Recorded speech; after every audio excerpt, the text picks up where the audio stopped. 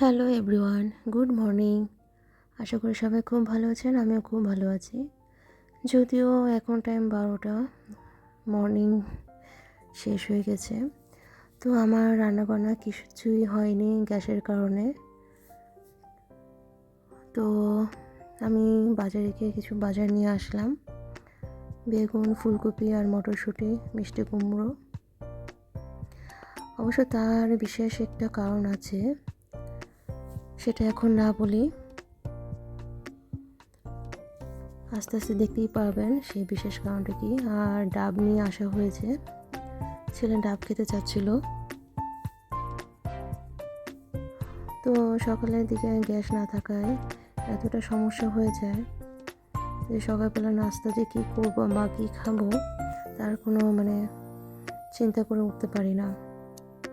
তো আমি তরকারি একটা কেটে কুটে নিয়েছি।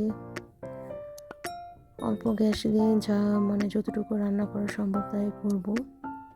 তো একটা সবজি করে নেব আমি। তো মাছ মাংস যাই আমরা রান্না করি না কেন, আমার সবসময় একটা সবজি থাকবেই। সবজি কিংবা শাক ভাজি এরকম টাইপের আমার খাবার থাকবে। আর এখন যেহেতু শীতকাল, সবজি না খেলে কি চলে? কত রকমের কাঁচা তরকারি পাওয়া যায়, তাই না?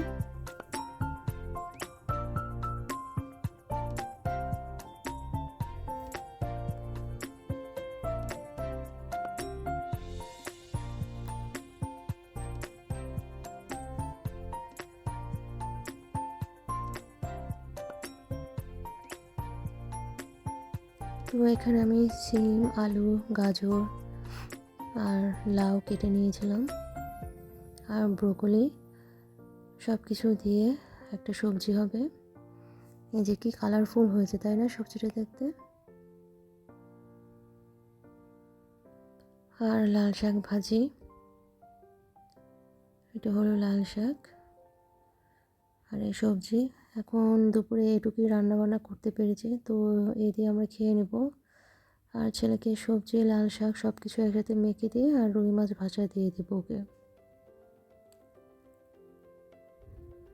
আর খাওয়া দাওয়ার পরে এখন যেহেতু গ্যাসটা আস্তে আস্তে বাড়তেছে, তো আমি আবার রান্না করতে চলে আসব দুপুরে খাওয়া দাওয়ার পরে। কিছুই করার নাই,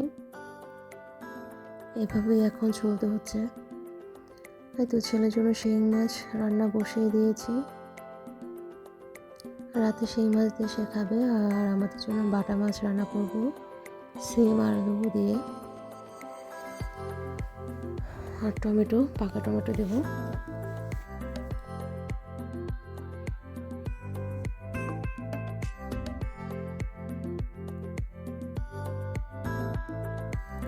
তো এইভাবেই অনেক কষ্ট করে রান্না করা লাগছে, কিছুই করার নেই। তো আমার শিং মাছের তরকারিটা হয়ে গেছে।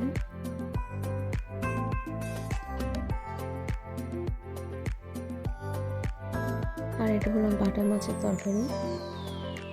আজকে আমার ধনিয়া পাতা ছিল না, তো আমি এভাবেই রান্না করে নিলাম ধনে পাতা ছাড়া। টমেটোগুলো কি কালারফুল, তাই না? খেতেও খুবই মজা হয়েছিল। তো এই তো আমার রান্না কমপ্লিট, আর কোনো রান্না বান্না নেই।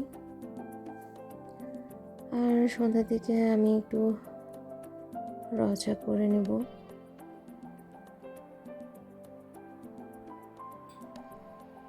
আর ধনিয়া পাতা দিয়ে, কালো জিরা দিয়ে কখনো পরোটা খেয়েছেন? এরকম করে পরোটা বেলে নেবেন, খুবই মজা লাগে। তো রং চা আর এই পরোটা ছিল সাথে সন্ধ্যার নাস্তা। তো আজকে ব্লগটা এই পর্যন্ত, টাটা।